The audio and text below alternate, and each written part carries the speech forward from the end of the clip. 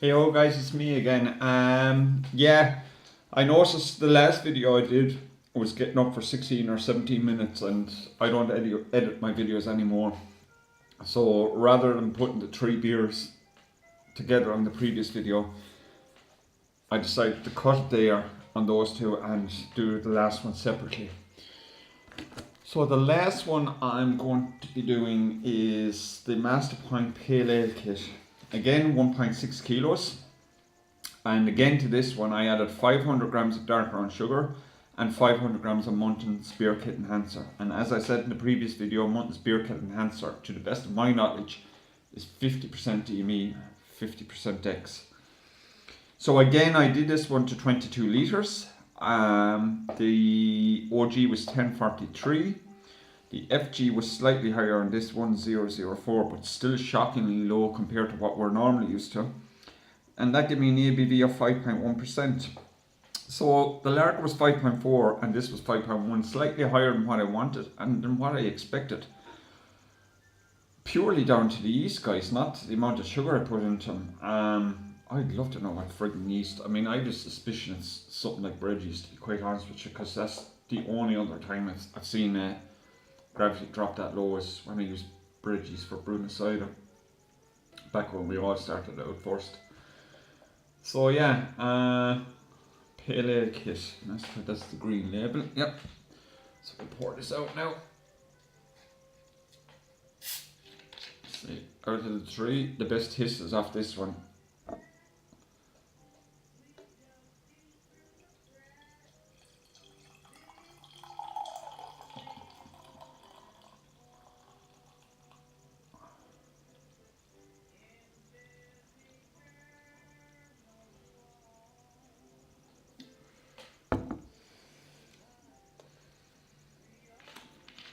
And I have to tell you guys that out of the three of them, this is the one with the most pleasant aroma. Again guys, bear in mind, they're budget 1.6 kilogram kits that I did up as a very, very basic kit and kilo. Basically, the kit and a kilo of sugar. So you're not going to get a heck of a lot out of them. I mean, it's not like you get a normally expensive 1.6 and you 6 kilogram kit and you happen to get it for a tenner on the sale. These started out as tenner kits, so you know. There you go, guys. Now, colour wise, that's about on a par with the lager, maybe a smidgen darker. Similar carbonation to the lager. That's the way I like it, guys. I like it nice on the mild side. The carbonation that I like in my beers, I probably liken it to more what you would get in cask. So yeah, head is dissipating very quickly. But I mean, again, guys, look, if you're worried about clearing your beers, as I said, these were bottles back in. So look, it's 4 or 5 months basically. That's all you need.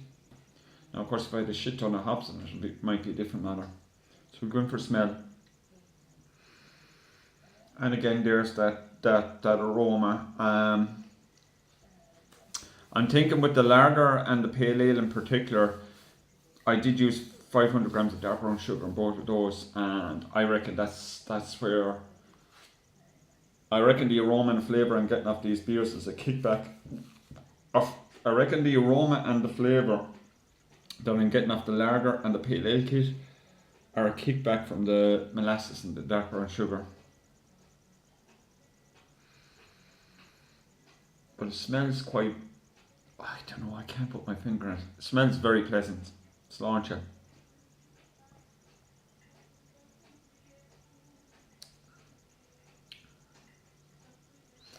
Now this is really weird.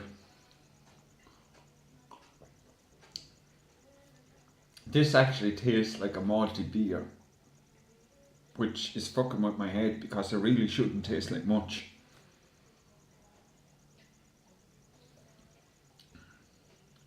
This one, remember I've tasted these quite recently before. The pale ale kit, it tastes like a cheap kit that you've actually added some oil grain to it, sexed it up a bit. And I haven't, guys. So, and again, let me just state for the record, hops are non-existent in any of these. Yes, there is a certain amount of bitterness in all of them, just about enough. Most of them could do with a little bit more bitterness, to be honest. So there is that there, but other than that, there's no hoppage per se in them. But there's an almost nutty chewiness in this one.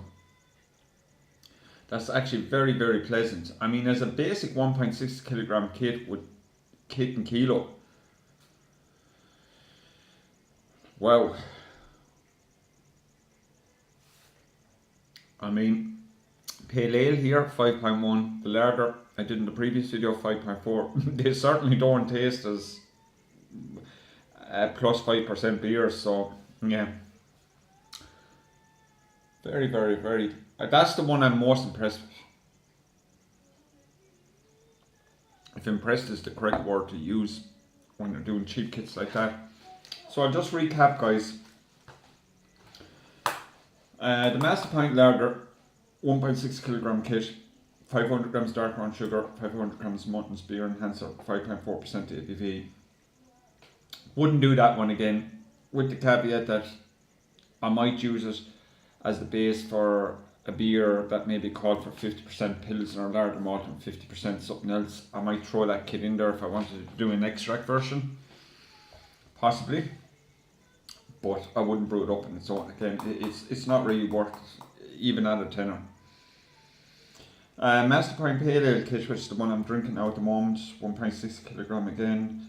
Again, into that I put 500 grams dark brown sugar, 500 grams Muntons beer enhancer. That came out at 5.1%. That is a very, very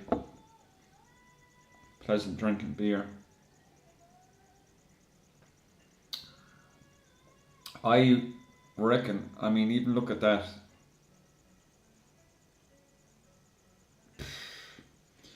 I reckon with very, very little hoppage, very little extra hoppage in that, you could get a very pleasant beer. Maybe dry hop it with something like, I don't know, Bramlin Cross or whatever.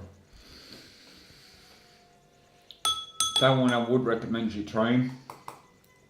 And the other one I did in the previous video was the Master Pint Real Ale kit.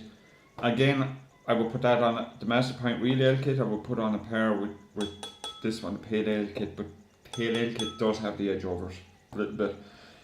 So the Master Pint Real Ale kit, 1.6 kilograms. I did that with a 907 gram tin of Lyle's Golden Syrup.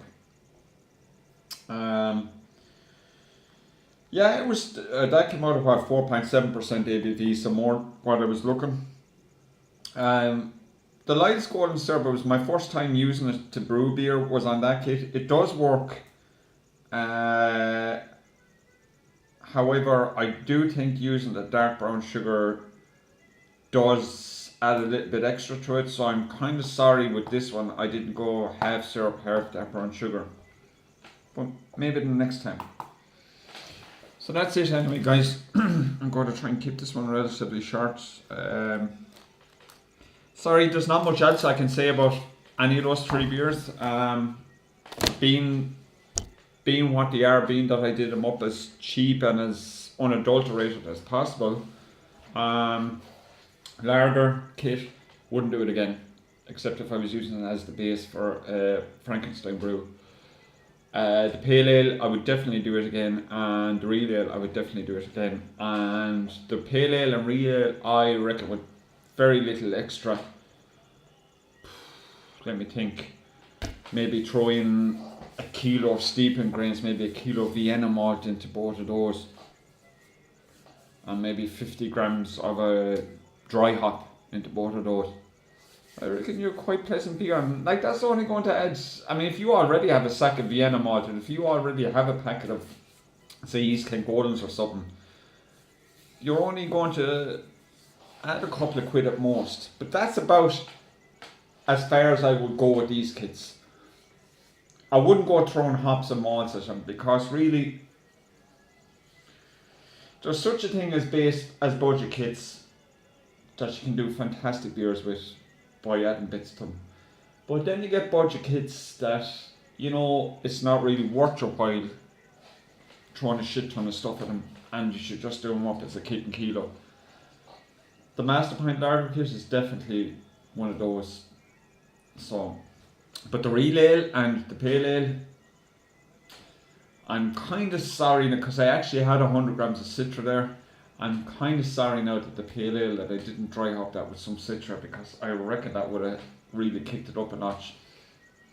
I'm happy enough with them, guys. I mean, when you can get them for 10 or 11 euros, which is a big deal for us over here in little old era, yeah, just for filling up some bottles or filling up a keg. So that's it, guys. Yeah, as I said, I haven't brewed since I did these, so I don't know if I'm going to get back to brewing this year. We'll see. As I said, I went off the booze then at Christmas. It's only in the last week or two I've had a few drinks. So I've been off it 4 months, kind of taking it easy on it, you know. So we'll see. I'm sure I'll wake up someday and the bug will bite me and I'll just say, fuck it, I'm brewing. Because I have a 25 kilogram sack of Vienna malt sitting inside there, and it's just bugging the shit out of me to do something with it. But I need to sort out a few things first. So we'll talk to you the next time. It's long before.